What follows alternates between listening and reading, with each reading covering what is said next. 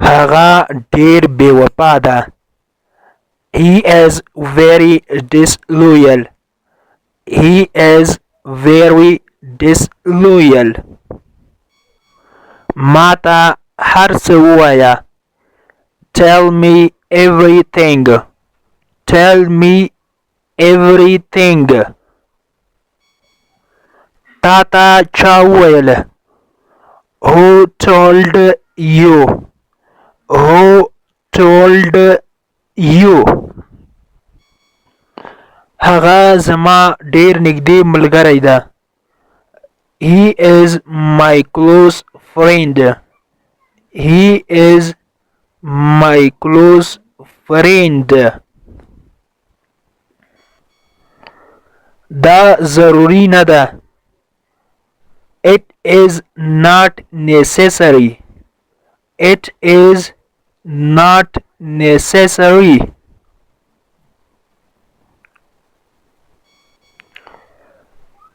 کتاب دی واخله. Take your book. Take your book. په دې سیمه کې امنیت نشته. There is no security in this region. There is no security in this region. دا راز وساته. Keep it secret. Keep it secret. په دې لاره باندې راشه. Come this way. Come this way. دوی غبرګوني وروڼه دي. They are twin brothers. They are twin brothers. زه موړ یمه. I am full. I am full. داسې نه ده. It is not like this. It is not like this. یخني یا ساړه به تا مړ کړي. The cold will die you.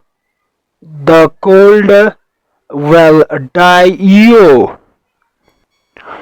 موږ د هغه پسې مکتوب ولیږه. We sent a missive behind him. We sent a missive behind him. missive کیږي مکتوب. دا تا پورې تړاو لري. It is up to you. It is up to you. زه کومه شخصي دښمني نه لرم. I don't have personal enmity. I don't have personal enmity. enmity ویل کیږي دښمنی ته. موږ هغه مشر وټاکه. We selected him as a leader. We selected him as a leader.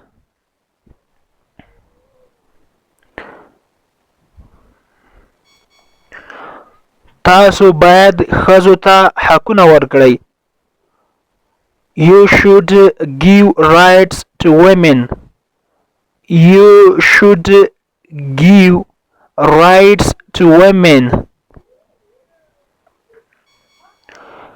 هغه پرون له خپلې وظیفې څخه استعفا وکړله.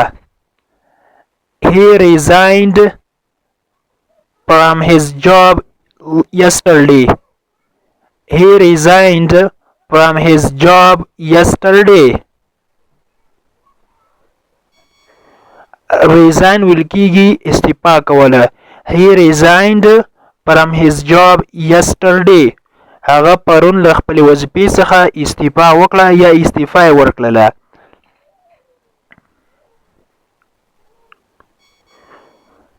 یو شی ناممکن نه دی. Nothing is impossible. Nothing is impossible.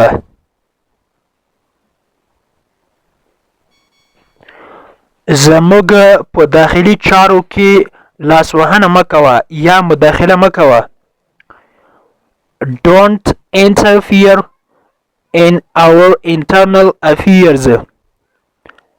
Don't interfere in our internal affairs. Interfere ویل کېږي لاسوهنه کول یا مداخله کول. internal ویل کېږي داخلي. affairs معنا چارې یا کارونه. هغه هوایي ځواکونه ولېږل هلته. He sent air forces there. He sent air forces there. هغه هلته هوایي ځواکونه ولېږله. air forces ویل کېږي هوایي ځواکونه. sent د send دویم حالت ده. send معنا ده لېږله. د انګلیش ټو پښتو لرنینګ کورس ګرانو زده کوونکو، د نن ورځې کلاس تر دې ځای پورې و. هیله ده چې یو څه مو ورڅخه زده کړي وي. که غواړئ چې انګلیسي ژبه په سیمپل ساده پښتو ژبه کې زده کړئ، نو مهرباني وکړئ زموږ انګلیش ټو پښتو لرنینګ چینل در سره سبسکرایب کړئ او ترڅنګ یې د بیل آیکن ووهئ او بیا په آل کلیک وکړئ. دې سره به زموږ هر نوی کلاس چې موږ یې روزانه اپلوډ کوو تاسو ته په خپل ټایم در ورسیږي. او که چیرته کومه غوښتنه، نیوکه یا پیشنهاد لرئ نو مهرباني وکړئ موږ ته یې په کمنټ باکس کې پرېږدئ. تر بیا چې زه حاضرېږم تر هغې مو په پاک رب سپارم. هر چیرې چې یاست الله مو مل شه. Thank you so much for watching.